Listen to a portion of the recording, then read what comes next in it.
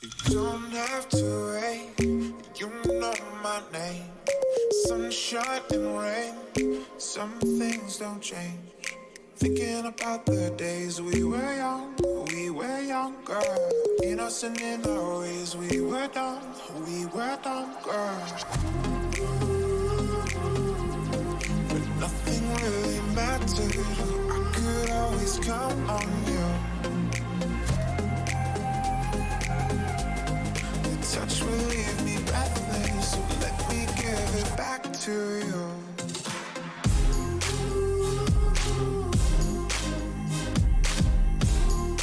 I could always count on you.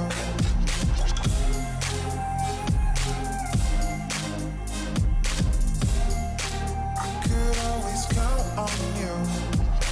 Don't have to wait, you know my name. Sunshine and rain, some things don't change. Thinking about the days we were younger. Innocent in our ways, we were dumb, girl.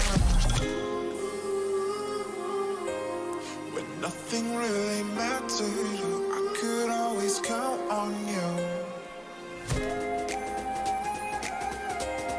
Your touch will leave me breathless, so let me give it back to you.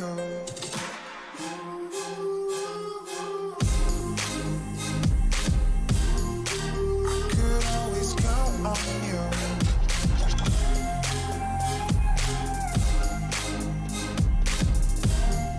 I could always count on you.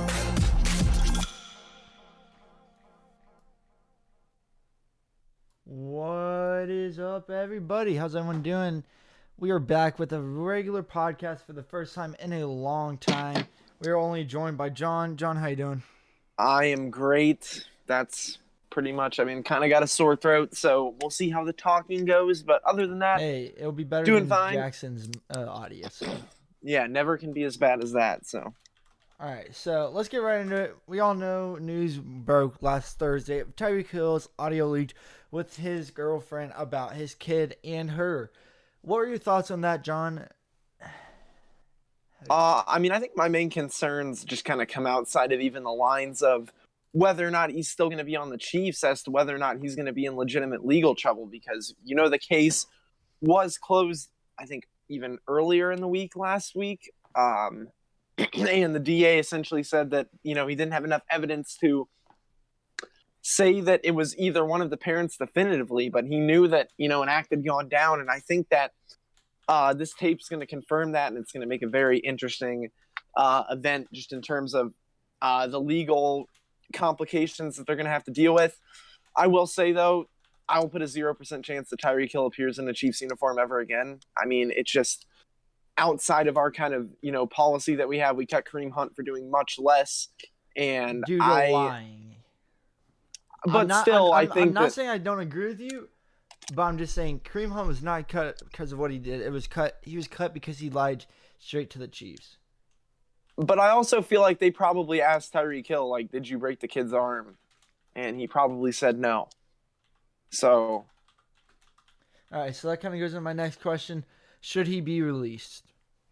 I think he absolutely should. And that is saying that he doesn't get put in prison before, because I think that he definitely deserves some sort of jail time. I mean, maybe it's not completely incriminating, but if you think after hearing those tapes that he is not just awful and pretty disgusting, to say the least, I mean, I don't know exactly what's wrong with you then, because to be quite honest, it's terrible. And I feel kind of awful having cheered for a guy like that for a few years. Obviously a heck of a football player, but in terms of a person, he just hasn't held up his end of the bargain, and I don't want to see him wearing our uniform ever again. Coming in from the chat, Jake says, how do we know that for sure that was him on the tapes? We don't, but I mean, all we can do is assume. I mean, he would have came out for sure. He would have came out for sure saying that's not me. It lines up all too perfectly. I mean, the fiance sounds like his fiance. He sounds like himself.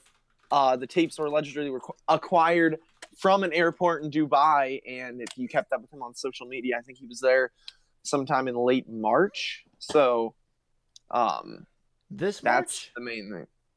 Yeah, I think so. He has been in Dubai in 2019. Huh.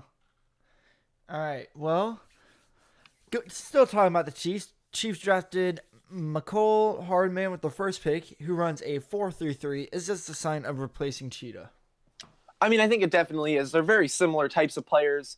Undersized, smaller hands, but just incredible speed, incredible acceleration off of the block. So I think it's going to be a similar type of player.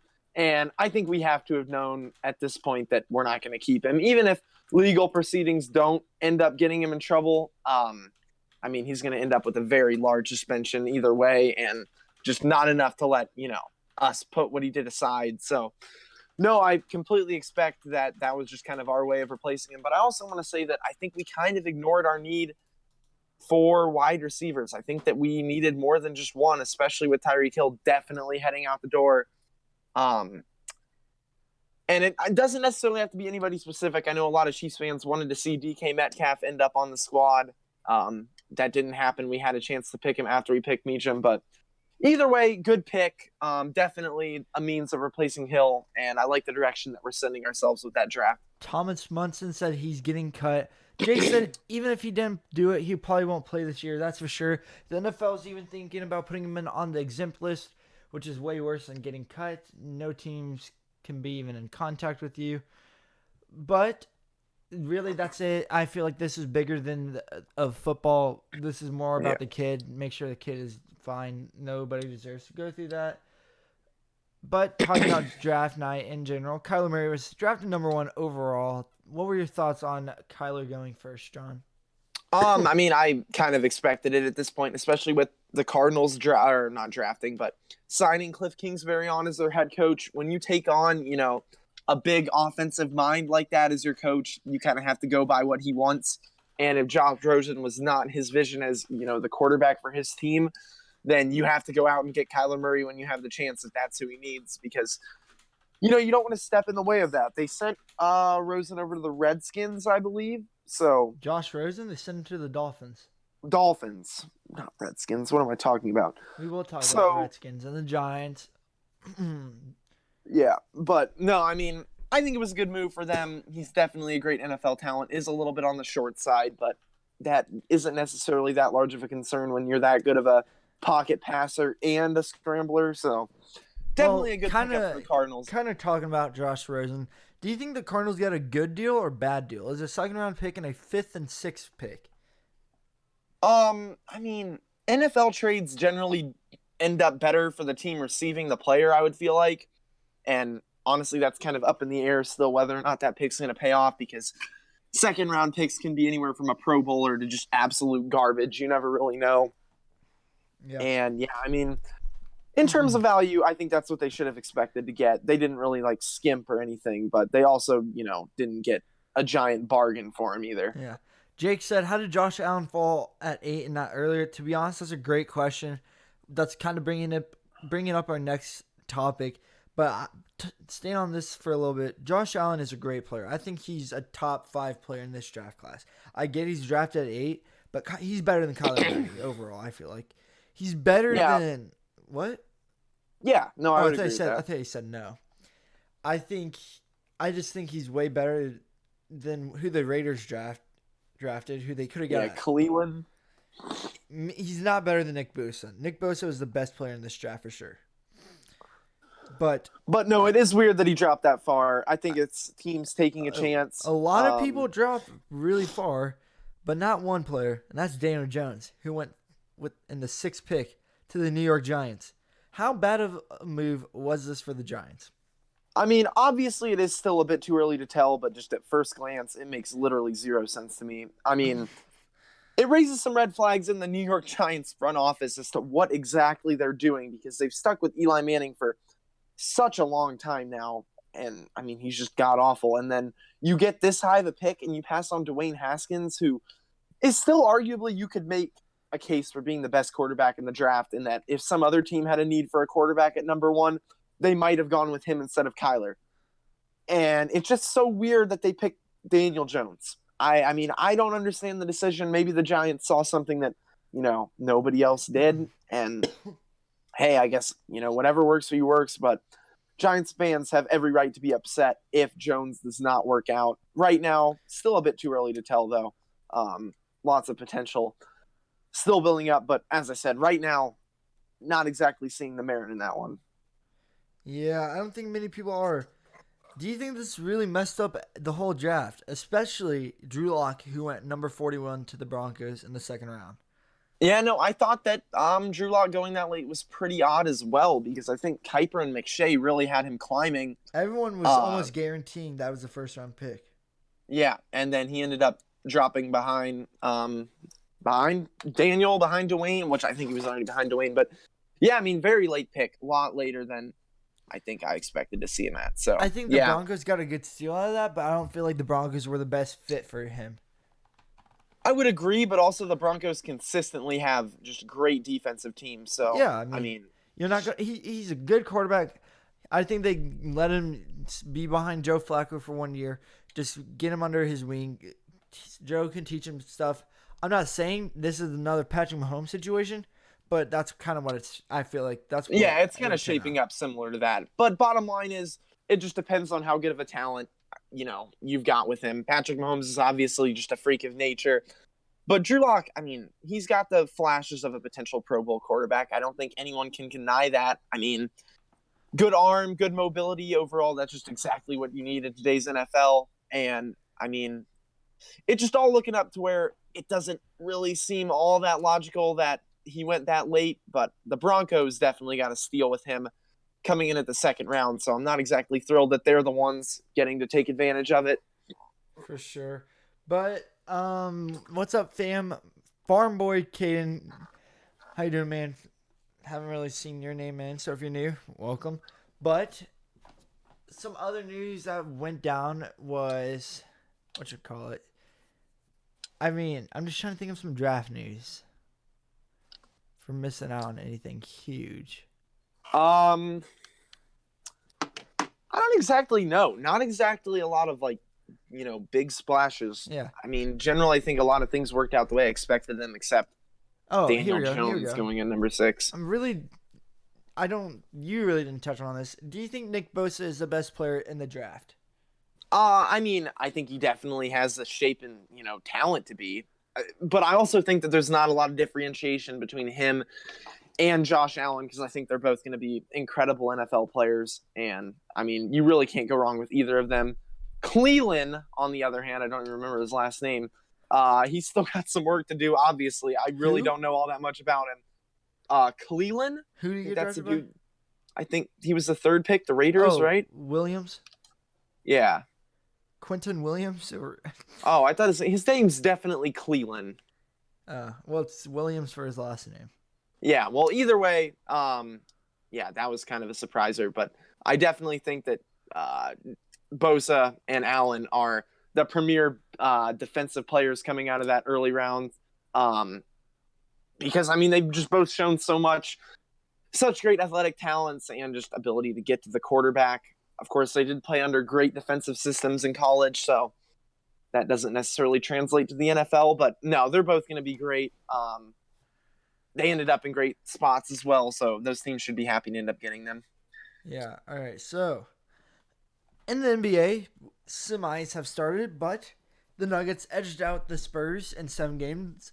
The Warriors beat John's Clippers in 6. John, how? Okay, well, if you can take the Warriors to 6 games, that's pretty impressive. How happy were you with that? Were you a little shocked that I it would actually consider went 6? that series a win, to be honest. I think that we set ourselves up to be just a big playoff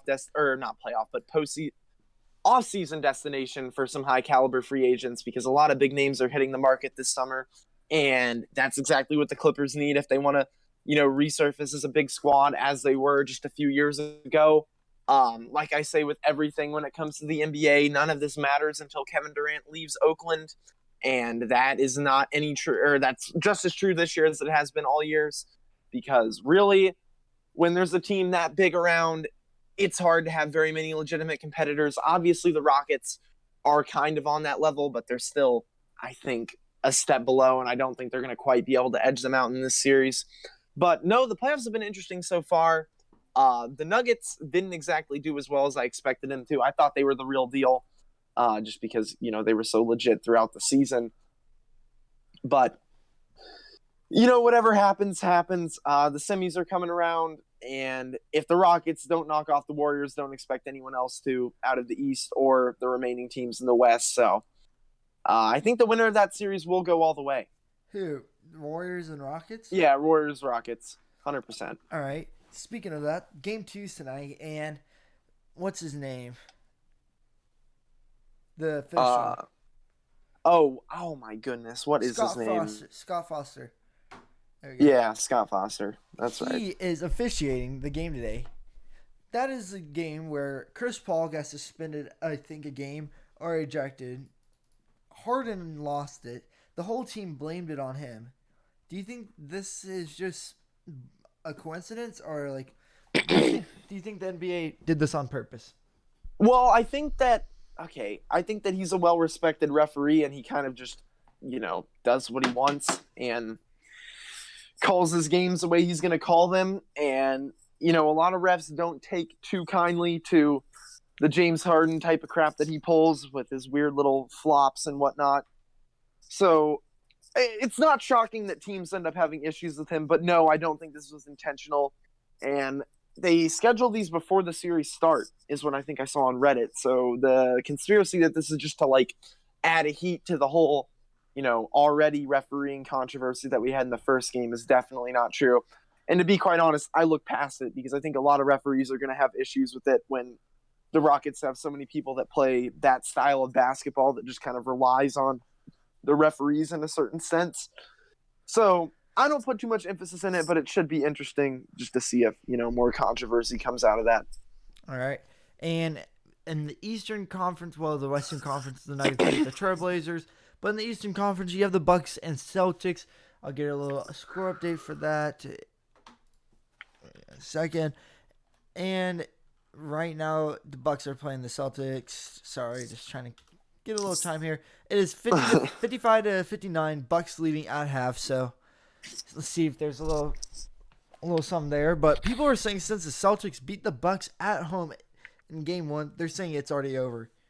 Do you agree with that, or do you disagree? No, because to be quite honest, the Celtics were not dominant forces this year.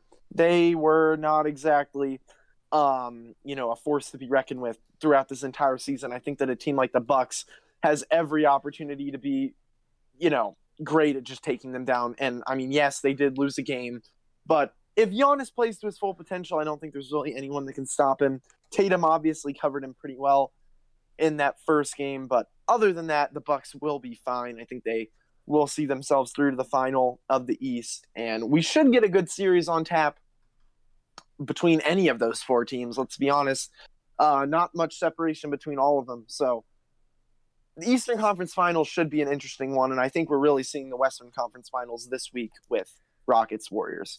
I kind of talked to you today about it, but it just feels weird with no LeBron. It's just weird. I get it. The first round, it's you'd barely see him, but now it's kind of odd. It just doesn't feel right. Well, yeah, and I mean, I think that's also because LeBron just kind of dominates all the media presence in any series he's in, whether it's in the playoffs or the regular season. So, LeBron-less NBA basketball just kind of feels weird in general because we really never have it. When he's hurt, all we hear about is how long it's going to take for him to come back and how his team's doing without him. But when the playoffs are happening, I mean, they're really losing LeBron's storyline, so it's kind of spreading out the NBA balance. It's kind of dare I use this analogy, kind of like when Michael leaves the office and it just kind of completely opens up this different realm of just media focus. And it's odd. It is really odd. But I mean, I don't think we should get used to it because LeBron, I would bet, will be back right in the thick of it next season. And, we'll look right past this year. So that's my 2 cents. But LeBron does need to lure a free agent also. Yeah. Speaking of free agency, the Mavericks free agency plan has been leaked. I don't know if you saw this. Mavericks are going to be going for Chris Middleton and Kemba. I mean, if they get either of them, they'll be dangerous. Once again, the NBA is going to flatten out this year. I've been saying it for a long time. Chris Middleton and or Kemba would completely change that team, especially with Porzingis presumably being back next year. Of course, I haven't heard news over the torn ACL rape gate that we had like a while ago. I guess that Torn probably rape just gate. blew over. But no, I mean the Mavericks have a shot at being legit as well because Luka, obviously, I mean if you've paid any attention to the NBA, you know he's been fantastic, and I mean they have other people around them that can push them up to where they need to be. But if they land a free agent like that, then they will be competitors in the West. And I'm definitely looking forward to maybe the Warriors dropping off a little bit and just adding a sense of parity to the Western Conference once again. Speaking of Warriors dropping off somebody, Guy Fieri said that said that he will cook Kevin Durant a meal. I guess you can say that it was called something. He'll cook him a meal to try to lure in him to stay another year. Is this just I get this is just for fun and everything, but do you see KD leaving this year?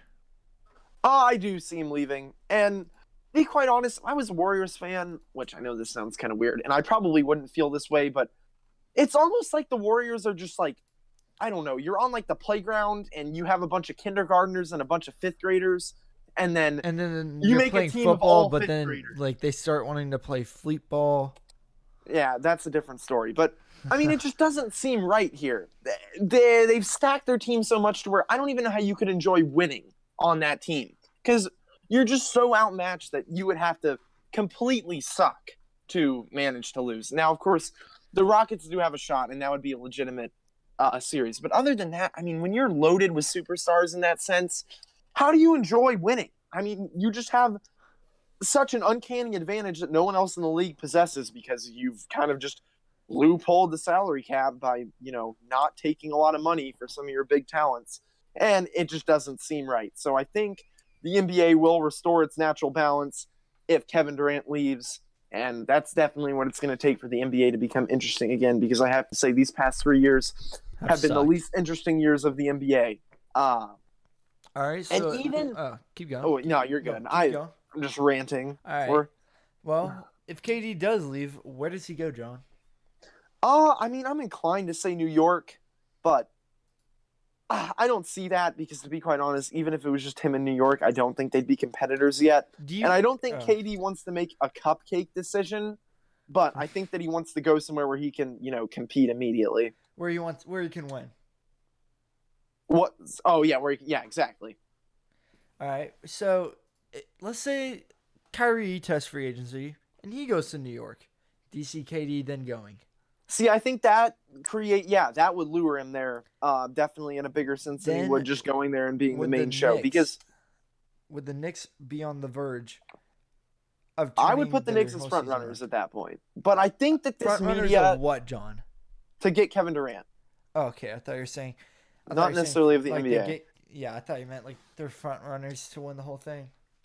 Yeah, no, I would still, if they lured Kyrie Irving, I would say that they're the most likely team to land Kevin Durant this summer. And then they could still have the number one. They still have a good chance to get Zion.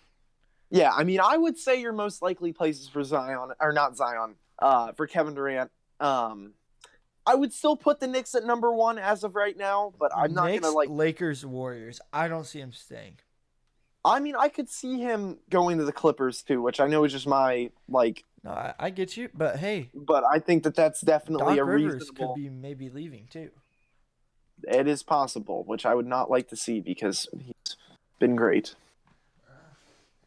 But either way, I mean, it's interesting because I also think the Clippers become more likely candidates if Kawhi Leonard ends up in LA. I don't think he'll go to the Lakers because Kawhi honestly could not handle. You think Kawhi is actually leaving? I think he's leaving. I think he's staying. Kawhi is happy in Toronto, I would say. I mean, I felt like he was happy in San Antonio, though. And to be quite honest, last year, does anyone actually know the way that Kawhi Leonard thinks? Because, I mean, he said towards the end of last year that he wanted to retire a Spur. And then he literally hid from the Spurs front office all offseason. Like, what? Just, I don't know. My beef with Kawhi Leonard, I'm not a fan of him after the way he just... on the show and you guys can talk it out. I mean, he wouldn't really talk. He'd sit and listen, but... That's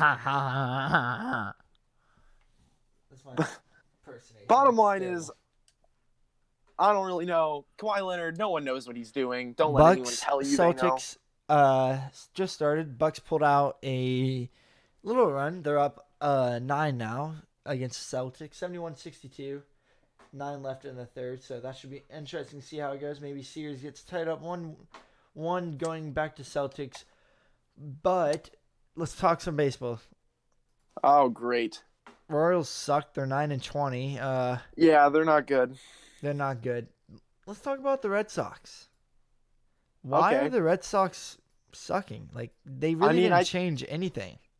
I think it's just a classic case of World Series hangover. I mean, there's not much more to it than that. I think they'll be fine. They have the same amount of hitting, same amount of pitching. When you say you think they'll be fine, does that mean like this year? Yeah, they'll end up in the playoffs, I would bet. They'll at least slip into the wild card spot.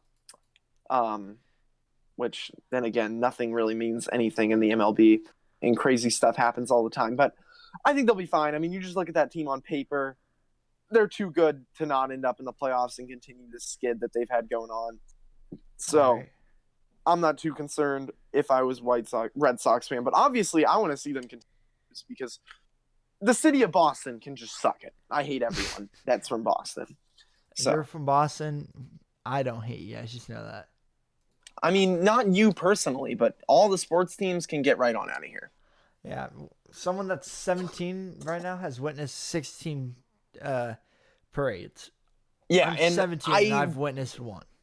Yeah, and that one was like the most standout moment of my life. Imagine having 16 of those. Like I couldn't live like that. Like I don't know. It would just mess up. Like, would you even be excited to win a title anymore? Exactly. Because I feel like you wouldn't. I mean, I'm glad that we've only won one, to be honest. I'm glad we haven't won 16 because I wouldn't treat sports the same. I would think 16 would be a bit excessive, but like 5, 5 would be good. That's when you know you're a good city. 1, that's a one in a blue moon. Yeah, for the Orioles. I mean, I would have liked the Chiefs to have had more than one by this point, but you know, they really haven't had the chance since last year. Hopefully, we can get it this year. But going on, Jamal Charles signed a 1-day contract. Jamal Charles signed a 1-day contract to retire as a Chief. Do you think he'll retire? Do you think he will be a Hall of Famer, John? I do not. I mean, obviously, I love him. He was such a good player, and as a Chiefs fan, you gotta love Jamal Charles, just a consummate professional, but not enough long-term success, which is just a requirement for the Hall of Fame in pretty much any sport, I feel like. So, no, he will not slip into the Hall of Fame, unfortunately, as much as I'd like to see him do it. But I definitely think that he'll be a Kansas City legend for a long time to come, which is the main thing here. But, I mean, great player nonetheless. Really just no issues besides injuries, and just a great guy in general. So good to see Jamal Charles coming back to KC and, putting the cap on his career at the right time because, he hadn't exactly done much for a while. I feel like him not having really any playoffs, not even the AFC Championship, I feel like that's what really hurt him in this. That's why I feel like he won't be getting anywhere. That is definitely a big factor. But also just, I think you have to be great for a longer time than he was. Yeah. But talking about football in general, I did forget something. I do want to talk about Spencer Ware. He has now signed a contract to the Colts. Do you think this is a sign saying the Chiefs have a lot more trust in Damon Williams, or? I mean, I think we were going to go with Damian the whole time is my main thing, especially with Ware just being a very inconsistently healthy player. So that's a big factor. And when he did come back, he wasn't anything to write home about. Damian, at least in his games, kind of made some noise. So I think he's going to cement himself as our main running back. Just a dang shame that Kareem Hunt had to do what he did. Because he was such a great talent and he fit into our offensive scheme beautifully. Just added another insane weapon for Patrick Mahomes. So, well. Right.